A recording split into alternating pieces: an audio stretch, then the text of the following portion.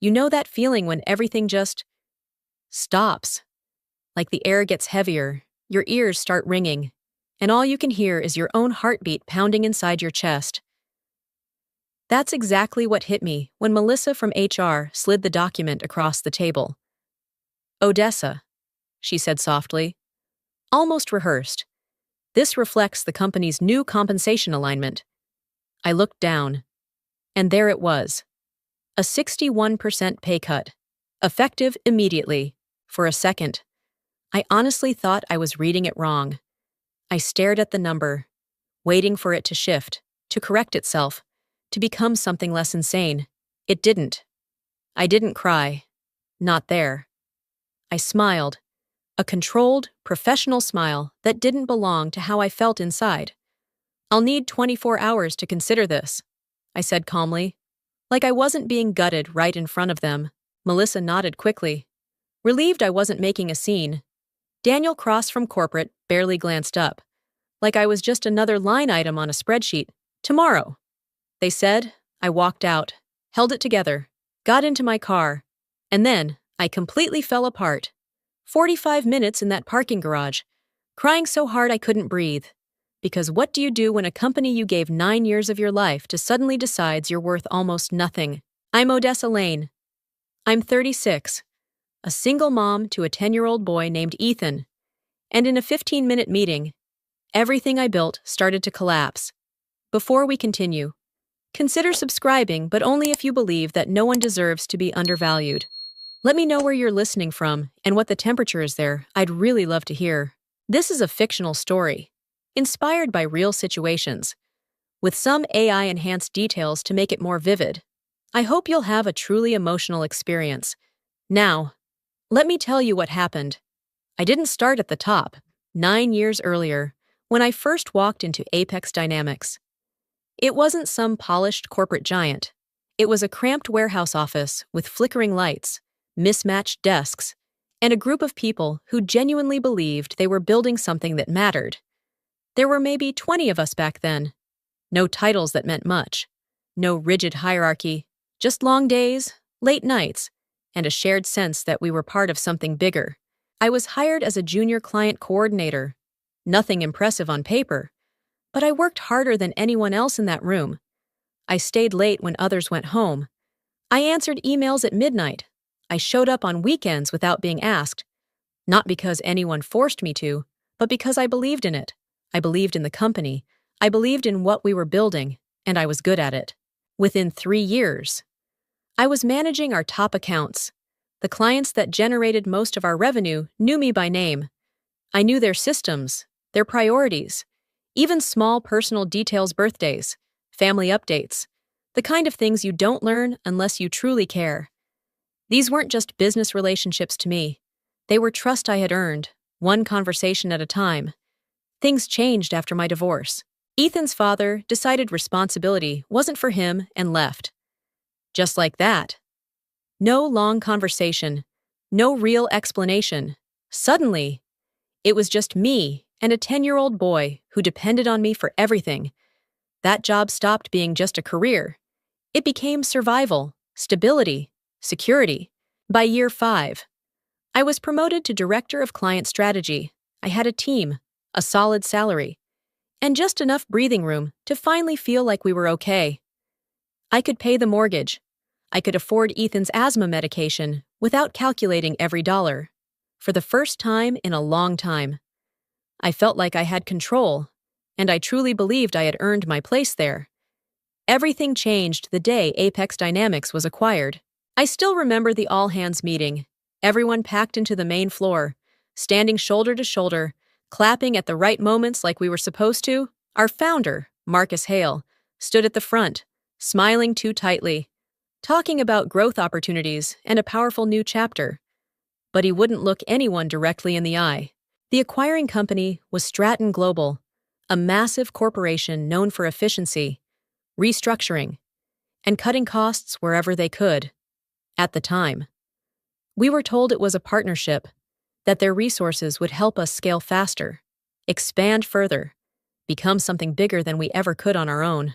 I wanted to believe that, for the first few months. Nothing felt too different.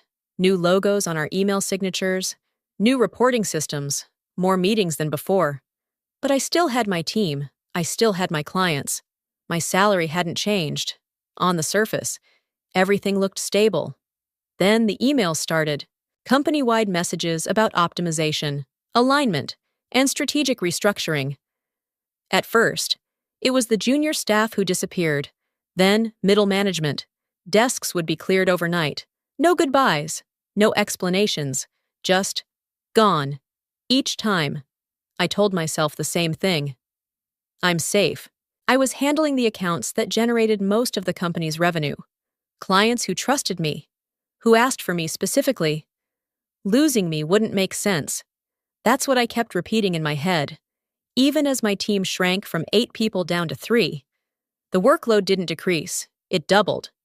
70-hour weeks became normal. Late-night calls, early morning emails, constant pressure to maintain performance with fewer resources. I started having panic attacks in the restroom between meetings, splashing cold water on my face and forcing myself to smile before walking back out. Ethan began to notice. He'd ask why I was always on my laptop, why I missed his school events, why I looked so tired all the time. And still, I told myself I couldn't be replaced. I had built too much. I knew too much. They needed me. That's what I believed. Right up until the moment HR scheduled that quick check-in on my calendar. I should have known something was wrong the second I walked into that room. Melissa from HR was already there, sitting too straight, hands folded neatly on the table. But it wasn't just her. Daniel Cross was there too, sent from Stratton Global Headquarters. He wasn't someone who showed up for casual conversations. He was the kind of person who appeared when decisions had already been made. Odessa, he said, not even attempting a smile. We've been reviewing the organizational structure. That word reviewing, it sounded harmless, neutral, but everything about the room felt heavy, like the outcome had been decided long before I stepped inside. Melissa slid the paper toward me. The number was already burned into my memory, but what came after hurt just as much. This reflects the evolving nature of your role. Daniel continued, We're centralizing key client functions at headquarters. Your position will transition into a regional support capacity. Regional support.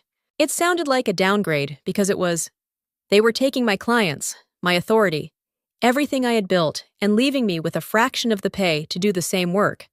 You'll maintain your current responsibilities during the transition. He added casually, Of course I would. They still needed me, just not in a way that benefited me. I asked about the clients I managed, the upcoming implementations, the contracts that depended on relationships I had personally built. Daniel waved it off. Those accounts will be reassigned appropriately. Appropriately. Like they were just files in a system, not years of trust, late-night calls, and problem-solving under pressure. That's when it started to become clear. This wasn't just about cutting costs. It was a strategy. Push experienced employees into impossible positions. Cut their pay so drastically, they'd either quit or become desperate enough to stay. Strip them of influence while extracting whatever value remained. And then, eventually, replace them. I thought about the layoffs, the shrinking teams, the increasing workload. It all fit together too perfectly to be accidental. They weren't restructuring. They were dismantling everything we had built piece by piece, and I had just become the next piece they were ready to remove. Have you ever been in a situation like this, where everything you built was suddenly taken away from you? I'd really like to hear your story, because I know I'm not the only one who has felt this kind of silence and pressure at the same time. And if you think Daniel Cross was right to force a 61% pay cut while keeping all the responsibilities, then feel free to comment the right decision. But if you believe that decision was unfair, cold, and completely wrong, then write toxic landlady. Sometimes, the way people treat you in your lowest moment says everything about who they truly are. I don't remember how I made it back to my desk that day. I don't remember answering emails or finishing the reports I had open. Everything felt distant, like I was moving through someone else's life. The only thing I remember clearly was sitting in my car again, staring at the steering wheel, trying to figure out how I was going to tell Ethan that things might change, that we might not be okay. That's when my phone rang. I almost ignored it. Unknown number. Bad timing. I didn't have the energy to pretend I was fine for anyone, but something made me answer. Odessa, a familiar voice said. It took me a second. Claire, I asked. Confused. Claire Bennett, my former colleague from Apex. She had left about 6 months earlier, one of the first people to walk away after the acquisition. Back then, I thought she was making a mistake. Now, I wasn't so sure. I've been trying to reach you all week, she said. Have you checked your LinkedIn messages? I hadn't. I'd been too busy holding everything together, pretending nothing was falling apart. I'm at Nexicor Solutions now, she continued. You know they're Stratton Global's biggest competitor. Right, I did. They've been asking about you, a lot, my boss especially. He knows the accounts you handle. Odessa, he knows what you're worth. I stayed quiet, my heart starting to beat a little faster. Would you be open to talking? She asked. I looked up at the Apex building through my windshield. The new logo felt foreign now, cold, like it didn't belong to me anymore.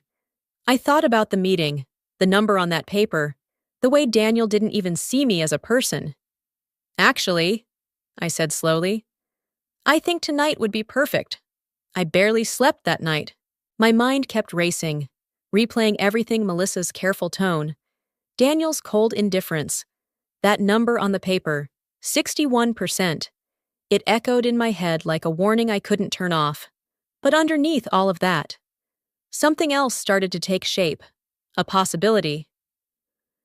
At 7:30 the next morning, I walked into a quiet cafe across town. Early commuters, laptops, the soft hum of coffee machines. Claire was already there, sitting with a man I immediately recognized from industry conferences, Ethan Cole, CEO of Nexicor Solutions. He stood as I approached, confident but not intimidating, extending his hand like he actually meant it. Odessa Lane.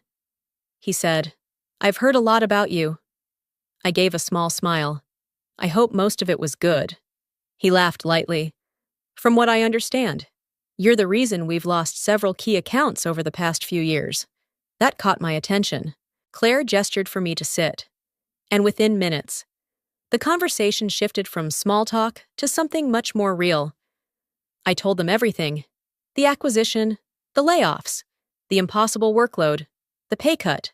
Ethan didn't interrupt once. He just listened. Focused, like every word actually mattered. When I finished, he leaned forward slightly. We've been trying to recruit you for a while, he said. But loyalty kept you where you were. I didn't deny it. He slid a folder across the table. Inside was an offer. Director of Strategic Partnerships. A base salary higher than what I had been making before the cut. Performance bonuses. Full health coverage including better support for Ethan's asthma treatments. Stock options. I stared at the numbers, my chest tightening again, but this time, for a completely different reason. Why me? I asked quietly. Ethan didn't hesitate. Because you're not just good at your job, he said. You're the reason clients stay. I didn't answer right away, because for the first time in a long time, someone wasn't questioning my value. They were stating it like it was obvious. I closed the folder slowly, trying to steady my thoughts. This is more than I expected, I admitted. Ethan gave a small nod. It's fair, that's all. There was a brief silence before Claire spoke again, her tone more careful this time. There's something else you should know. I looked at her, sensing the shift immediately. Ethan leaned back slightly, folding his hands. We've been tracking Stratton Global's post-acquisition patterns for years, he said. What you're experiencing isn't new. A cold feeling settled in my chest. What do you mean? I asked. They centralize operations, cut costs aggressively, and then relocate core functions overseas. He continued, usually within 6 to 9 months. My stomach dropped. That's not speculation, Claire added quietly. It's their playbook. I felt my grip tighten on the edge of the table. So the pay cut? I started. isn't just about saving money, Ethan finished. It's about pushing senior employees out before they have to pay severance, or keeping them just long enough to transfer knowledge. Transfer knowledge, train your replacement. The words hit harder than anything Daniel had said in that meeting.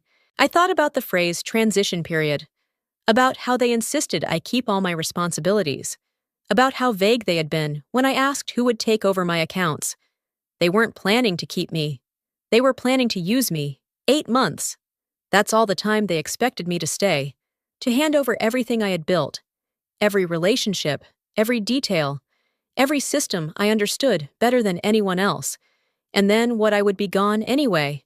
Except this time, with less money, less leverage, and no warning. I leaned back in my chair, my thoughts suddenly very clear. This was never a negotiation, it was a countdown. 3 hours later, I walked back into Apex Dynamics with the signed offer from Nexicor in my bag and a calm I hadn't felt in months. Daniel Cross was already waiting in the same conference room. Melissa sat beside him, a folder with my name on it placed neatly in front of her. They both looked up as I entered, expecting compliance or hesitation. Odessa, Daniel said, checking his watch. Have you made your decision? I took a seat across from them, placing my hands on the table. Steady, I have a few questions first, I said. His expression tightened slightly. We really need a yes or no today. I understand, I replied, but I'd like to know who will be handling the Westbridge rollout next month and the renewal with Calder Systems. Daniel waved his hand dismissively. Those responsibilities will be reassigned. To who I asked calmly, because both clients specifically requested that I stay involved. They're company relationships, he said sharply, not personal ones. That told me everything. I leaned forward slightly. Is it true you're planning to move client operations overseas within the next 8 months? The room went still. Melissa froze. Daniel's jaw tightened. Where did you hear that? He asked. I didn't answer. I didn't need to. So that's a yes, I said quietly. Were you planning to tell me before or after I accepted a 61% pay cut to train my replacement? This meeting is about your compensation, he snapped. I took a breath. I quit. The words landed harder than I expected. Daniel blinked. Excuse me, I quit. Effective immediately. His posture changed instantly. That's not how this works. Directors are required to give 2 weeks' notice. Check my contract, I said. The original Apex agreement. It states that if compensation is reduced by more than 15%, transition obligations are waived. Silence. I stood up. You're making a mistake, Daniel said coldly. I paused at the door, then turned back. I've accepted a position with Nexicor Solutions, I said, and I'll be starting on Monday. For the first time, he had nothing to say. I walked out of that building with a single box in my hands and 9 years of my life behind me. Security escorted me like I was some kind of risk, like I hadn't spent nearly a decade protecting that company, building it, carrying it through crises no one else wanted to handle. I didn't argue. I didn't look back. Once I got into my car, I didn't cry this time. I made calls. The first was to Ethan Cole. I'm in. I said, I start Monday. The second was to Marcus Hale, the founder of Apex. He sounded surprised to hear from me. But when I explained what had happened, the pay cut, the threats, his tone changed. That's not how we built things, he said quietly. I'll make some calls. The third call was the one that mattered most. Sophie Lynn, CTO of Westbridge, our largest client. She answered immediately. Odessa, I was just about to call you. We need to move the rollout timeline forward. I'm not with Apex anymore, I said gently. Silence. What she asked. I left today. Another pause. Longer this time. Where are you going, Nexicor? I could almost hear the shift in her thinking. Is this because of Stratton? She asked. Yes. They didn't tell us anything about changes, she said, her voice tightening. Who's handling our account now? I don't know, I admitted. There was a sharp exhale on the other end. Unbelievable. I didn't ask her to follow me. I didn't suggest anything. I simply gave her my new contact information when she asked. That was it. By the time I picked Ethan up from school, my phone was full of messages, clients, colleagues, questions. And that night, my phone rang again. Unknown number. I answered. Odessa Lane. A deep voice said, "Yes, this is Richard Stratton, the CEO of Stratton Global." My pulse slowed. Not from fear, but from clarity. "I've been informed there may be a situation," he continued. "Several key clients have expressed concern about your departure." I said nothing. "What would it take to bring you back?" he asked. I almost laughed. Not because it was funny, but because now they finally saw what I was worth. I didn't go back, not for the money, not for the title, not even for the clients, because for the first time, I understood something I had ignored for years. If a company can reduce your worth overnight, then your value was never truly recognized to begin with. I started at Nexicor Solutions 3 days later. They gave me a real office, a real team, and something I hadn't felt in a long time: respect. Within weeks, 2 of my former teammates joined me. Within months, several major clients chose to move not because I asked them to, but because they trusted the person who had always shown up for them. 3 years later, I'm now Executive Vice President of Client Strategy. I lead a team of over 20 people. I earn more than I ever imagined back then. But more importantly, I have my life back. I make it home for dinner with Ethan almost every night. I don't miss his school events anymore. I don't answer emails at 3 a.m. I don't feel like I'm constantly one bad decision away from losing everything. And sometimes, I think back to that meeting, that piece of paper, that moment they believed I had no power. They were wrong. The real turning point wasn't the offer. It wasn't the clients. It was the moment I chose to stop accepting less than I deserved. Because the greatest revenge isn't destroying them, it's rebuilding yourself and walking away stronger.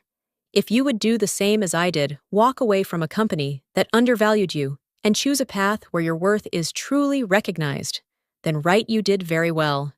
If you would choose to stay, accept the 61% pay cut, and continue working under those conditions, then right, stay. And if you're still thinking about what you would do in that situation, just right time. I would really like to know your thoughts. I used to believe that loyalty meant staying, no matter how I was treated. But this experience taught me something far more important. My value is not defined by how a company chooses to measure me. When they cut my salary, they didn't just reduce a number. They revealed how little they truly respected everything I had given. Walking away wasn't easy, but it was necessary. And sometimes, choosing yourself is the most powerful decision you can make. If this story resonates with you, then you're someone who understands self-worth, and that matters more than you think. So, if you believe in standing up for yourself, consider subscribing, leave a comment sharing your thoughts, and like or share this video so more people like you can feel seen. Because together, we're not just watching stories, we're building a community that knows its worth.